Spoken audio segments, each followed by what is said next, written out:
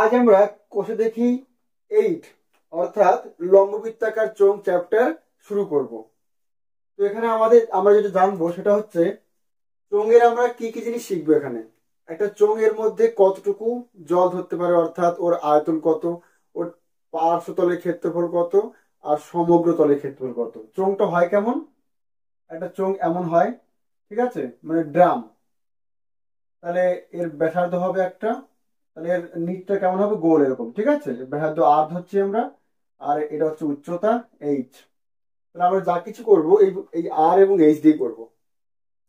তাহলে চোঙের আয়তন আয়তন হবে পাই আর স্কোয়ার এইচ, ঘন একক, ঠিক আছে। আর পার্শ্বতল হবে পার্শ্বতলের ক্ষেত্রফল, এইটা হবে পাই আর এইচ বর্গ একক, ঠিক আছে। আর সমগ্র তল কত হবে, সমগ্র তলের ক্ষেত্রফল হবে পার্শ্বতল প্লাস ভূমি প্লাস উচ্চতা, মানে প্লাস উপর, মানে দুটো বৃত্ত আছে, তাই তো। তাহলে 2 পাই আর এইচ, এটা পার্শ্বতল প্লাস দুটো পাই আর স্কোয়ার, ঠিক আছে।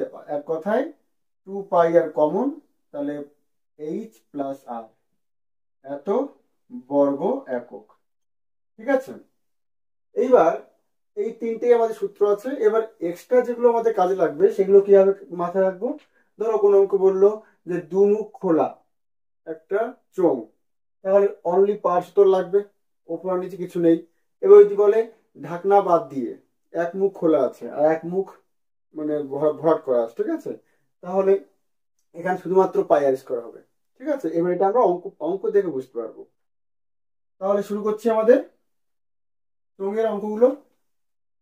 এটাই আমাদের সাধারণ কনসেপ্ট, আর কিছু লাগবে না। তাহলে এক একটা কি বলছে, পাশের চিত্রে ঘনবস্তুটি দেখি ও নিচের প্রশ্নে উত্তর লিখি। বুঝা যাচ্ছে পাশের চিত্র রয়েছে একটা চোঙের, ঠিক আছে। এখানে ছবির ঘনবস্তুটির ড্যাশটি তল আছে, এখানে তল কটা আছে দেখো। তল দেখো, একটা পার্শ্বতল আছে, আর নিচে একটা সমতল, আর উপরে একটা সমতল, ঠিক আছে।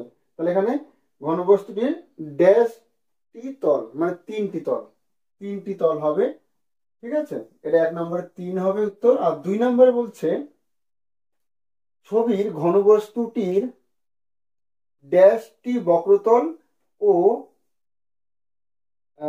ড্যাশটি সমতল। তাহলে কি, বক্রতল মানে বাঁকানো তল একটা আছে, আর সমতল দুটো আছে, ওপরে একটা নিচে একটা। তাহলে একটা বাঁকানো তল আর সমতল দুটো, ঠিক আছে।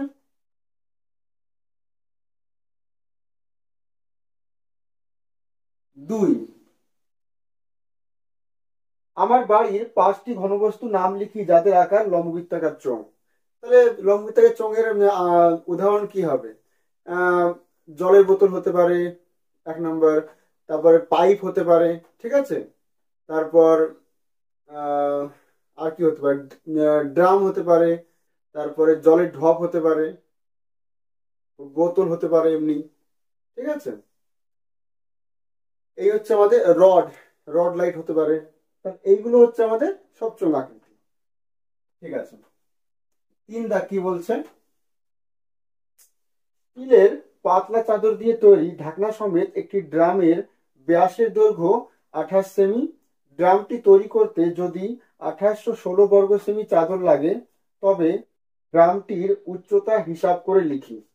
তাহলে দেখো এখানে উচ্চতা চেয়েছে, তাহলে ধরে নিয়ে আগে আমরা ধরি উচ্চতা এইচ, ঠিক আছে। তাহলে therefore স্টিলের পাতলা চাদর দিয়ে তৈরি ঢাকনা সমেত মানে পুরো সমগ্র তল হবে এখানে। আর নিশ্চয়ই এখানে স্টিল দিয়ে তৈরি করা হয়, তাহলে পার্শ্বতলই হবে। আর ঢাকনা আর নিচেরটা, অর্থাৎ সমগ্র তলের ক্ষেত্রফল সূত্র কাজে লাগবে এখানে। সূত্র কি ছিল, 2 পাই আর ইন্টু আর প্লাস এইচ, তাই তো। 2 পাই আর, আর কত আছে এখানে, 28 হচ্ছে ব্যাস, তাহলে 28/2, এটা হবে আর। কারণ ব্যাসের অর্ধেক হয় আর, তাহলে 2πr ইন্টু আর প্লাস এইচ, আর প্লাস এইচ, এটা সমগ্রতল কত বলছে ওরা? 1816। ঠিক আছে, তাহলে বা 2 কেটে যাবে এখানে, পাইয়ের মান 22/7 ইন্টু 28 ইন্টু এটা 14 হবে, প্লাস এইচ, ওদিকে 1816, 4 7 28। ঠিক আছে, তাহলে 4 দিয়ে কাটবে এটাকে, 4 7 28, 0 4 4 16, তাহলে বা 14 প্লাস এইচ ইকুয়াল টু এই 22 দিয়ে ভাগ হবে ওদিকে, 704 ভাগ 22, 11 দিয়ে কাটবে, 11 দুগুনি 22, 6 11 66, 4 থাকে, 4 11 44, 32 দুগুনি 64, বা এইচ ইকুয়াল টু 32 মাইনাস 14, বা এইচ ইকুয়াল টু 12 থেকে 4 বাদ দিলে 8, হাতে 1 2, 18। অতএব উচ্চতা 18 সেমি। ঠিক আছে,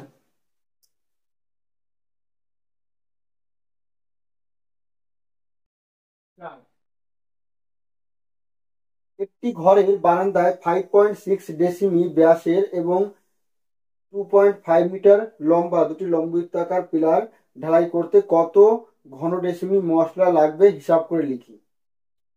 তাহলে দুটি পিলার তৈরি করতে মশলা লাগবে কত লাগবে? যেহেতু পিলার তৈরি করতে ভেতরে বাইরে সব জায়গায় মশলা লাগবে, তার মানে এটা আয়তন লাগবে এখানে। ঠিক আছে, পাই আর স্কোয়ারে, পাই মানে 22/7, আর কত আছে এখানে 5.6 হচ্ছে ব্যাস, তাহলে ওর অর্ধেক হবে ব্যাসার্ধ এত, পাই আর স্কোয়ার, এইচ, এইচ হচ্ছে 2.5, এটা কিন্তু ডেসিতে আছে আর এটা মিটারে আছে, তাহলে এটাকে আমি ডেসি করব। খেয়াল রাখবে সব একক জন্য একই থাকে। তাহলে পাই আর স্কোয়ার এইচ, এটা হচ্ছে একটা পিলারের আয়তন, তাহলে দুটো পিলারে কত হবে 2 ইন্টু, ঠিক আছে, এত ঘন ডেসিমি। তাহলে কত আসছে 2 ইন্টু 22/7, এটা কত হবে 28 হবে, এটা 2.8। তাহলে ওটাকে যদি পয়েন্ট তুলি তাহলে 28/10 হবে, দুবার হবে 28/10 ইন্টু আড়াই গুণ 10 মানে 25 হবে এটা, তাই তো? তাহলে কাটাকাটি করবো, 4 7 28, 5 দিয়ে কাটবো, 5 5 25, 5 দুগুনি 10, 2 দিয়ে কাটবে, তাহলে 2 দিয়ে কাটবো আবার, না 5 দিয়ে কাটবো, 5 দুগুনি 10, 11 দুগুনি 22, তাহলে 4 11 44 ইন্টু 28।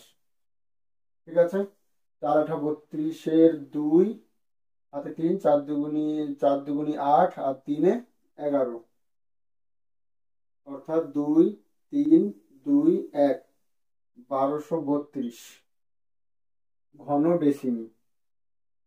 ঠিক আছে, ঘন ডেসিমি বোঝা গেল? আচ্ছা, এবার বলছে পিলার দুটো রং করতে প্রতি বর্গমিটার 125 টাকা হিসাবে পিলার দুটি প্লাস্টার করতে কত খরচ হবে হিসাব করি। তাহলে তাহলে পিলার দুটো প্লাস্টার যখন করবো তখন কিন্তু অনলি পার্শ্বতল হবে কিন্তু। তাহলে পিলার দুটোর পার্শ্বতলের ক্ষেত্রফল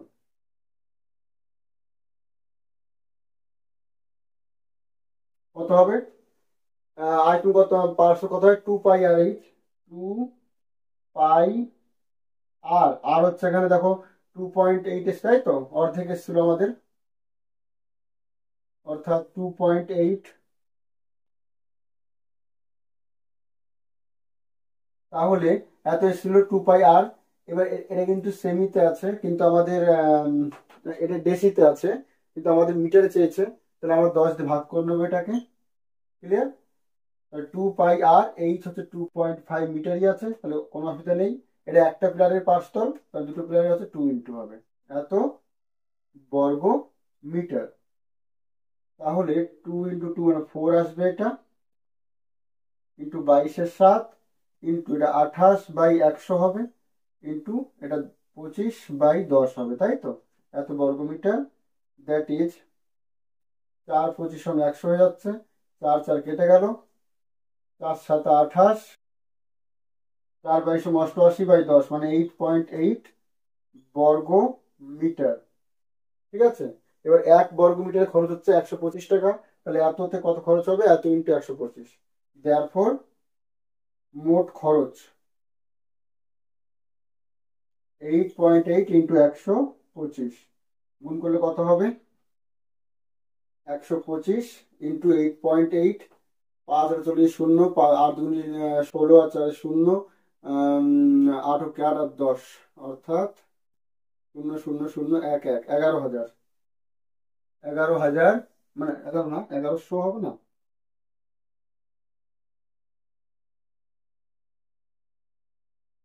0 0 0, ও পয়েন্ট আছে একটা, 1100 টাকা। ঠিক আছে।